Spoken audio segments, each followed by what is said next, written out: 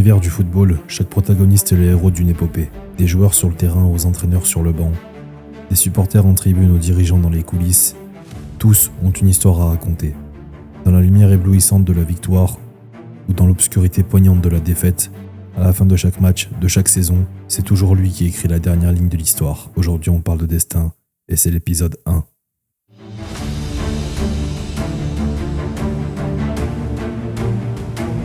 Oui, c'est très frontal comme question. Néanmoins, peu importe la stature de nos idoles, même celles qui ont illuminé nos cœurs en 1998, ne sont pas immortelles. Malgré toute la passion que peut susciter le football, le temps s'écoule inexorablement, rappelant avec cruauté que toutes choses ont une fin. Dans cette finale qui marquera l'histoire d'un pays, les 22 acteurs, au terme d'un match à jamais gravé dans la mémoire de ceux ayant eu la chance d'en être témoins, voient la France entière fêter un titre mondial face à l'une des équipes les plus redoutées de la planète.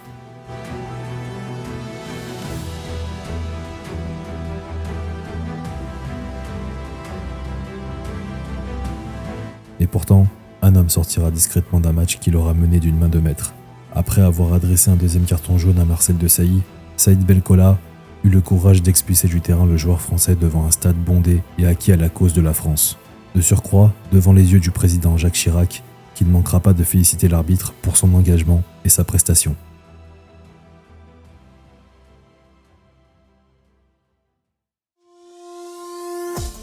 L'histoire de Saïd Belkola, c'est celle d'un homme né au Maroc en 1956, dans la région de Tiflis.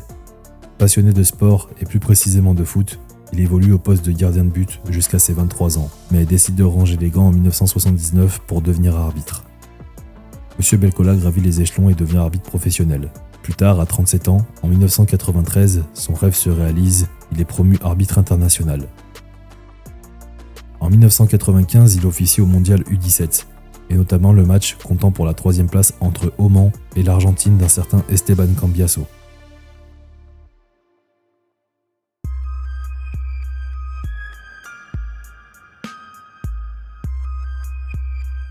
Il arbitrera dans sa carrière 80 matchs. En ce mois de février 1998, Saïd Belkola sera l'arbitre de la finale de la Coupe d'Afrique des Nations, entre l'Égypte et l'Afrique du Sud.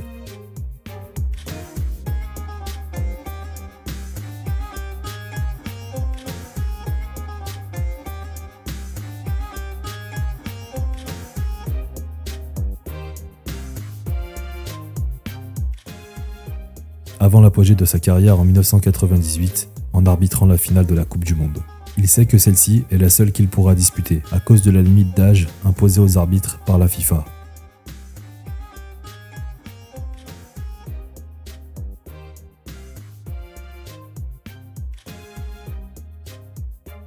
Remontant au 15 juin 1998, Saïd Belkola dirige la rencontre entre l'Allemagne et les États-Unis, qui se solde par une victoire des Allemands 2-0. Chaque match de M. Belkola peut donc être son dernier, il le sait.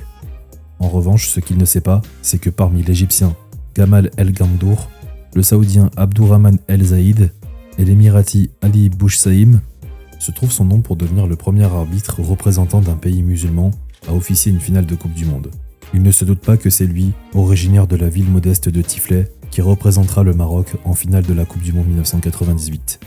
Sepp Blatter, alors président de la FIFA à l'époque, lui annoncera la nouvelle et déclara être fier de cette décision.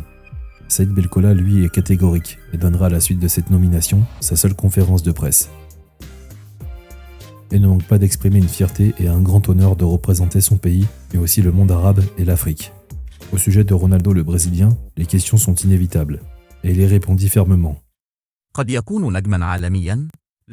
est peut-être une star mondiale, mais sur un terrain, il est sur le même pied d'égalité que les autres devant le règlement. Il faut seulement veiller à l'application des règles du jeu, à la sécurité des joueurs, et à ce sujet, je serai ferme sur les tacles dangereux.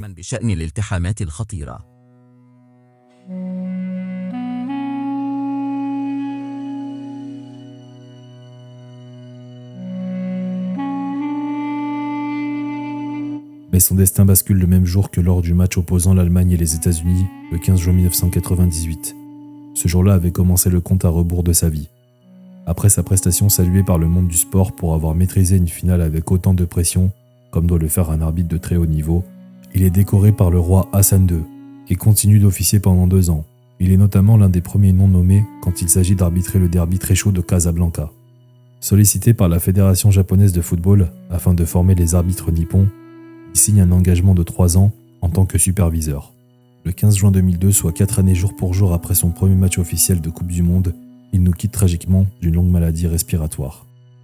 Lui qui avait conservé le ballon de la finale de la Coupe du Monde 1998 avant de le rendre à la Fédération française de foot pour garder un souvenir à jamais gravé dans l'histoire de France.